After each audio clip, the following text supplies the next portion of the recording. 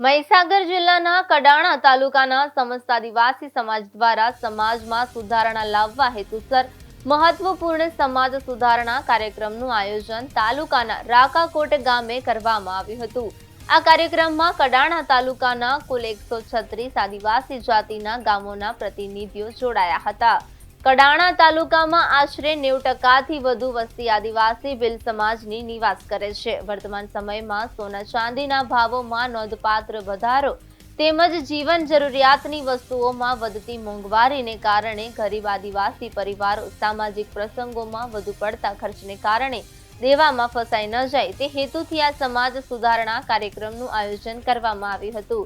આ કાર્યક્રમ દરમિયાન બાધાઓ, લગ્ન પ્રસંગો, સગાઈથી લઈ વરેઠી અને લગ્ન સમાપન સુધી તેમજ મરણ પ્રસંગો સહિત વિવિધ સામાજિક પ્રસંગોમાં થતો બિનજરૂરી ખર્ચ ઘટાડવા અંગે ચર્ચા કરવામાં આવી હતી। આ સાથે સાથે વ્યસન મુક્તિ અને દારૂબંધી જેવા મહત્વપૂર્ણ વિષયો પર પણ ભાર મૂકવામાં આવ્યો હતો।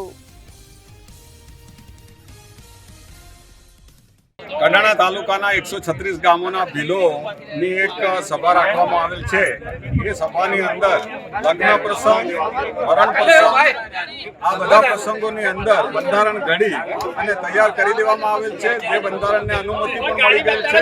આ અમારા તમામ સરપંચો, તાલુકા પંચાયત સદસ્યશ્રીઓ, ગ્રામજનો, સર્વપક્ષી ભીલો અહીંયા એકત્રિત થઈ અને સમયની માંગને લઈને અમે બધાઓએ સમાજના ખર્ચા ઓછા થાય અને શિક્ષણ પ્રત્યે વધુ ને વધુ ભાર મૂકી અને અમારા પીછડા વર્ગોને ઉન્નતિ થાય એ માટે આજ રોજ 136 ગામોનું બંધારણ તૈયાર કરી અને હવે આવનાર શનિવારે, આજે શનિવાર છે એટલે આવતા શનિવારે અમે માન્ય શ્રી કલેક્ટર શ્રીને પણ અમારા બંધારણની કોપી આપવાના છીએ। કલેક્ટર શ્રીને અહીં બોલાવવાના છીએ, એસપી સાહેબને પણ અહીં બોલાવવાના છીએ, મામલતદારને પણ અહીં બોલાવવાના છીએ અને આ જ સ્થળે ફરી પણ આ સભા જે અમારા બંધારણને અનુમતિ આપી અને સરકાર સુધી મોકલવા માટે સભા રાખવામાં આવેલ છે।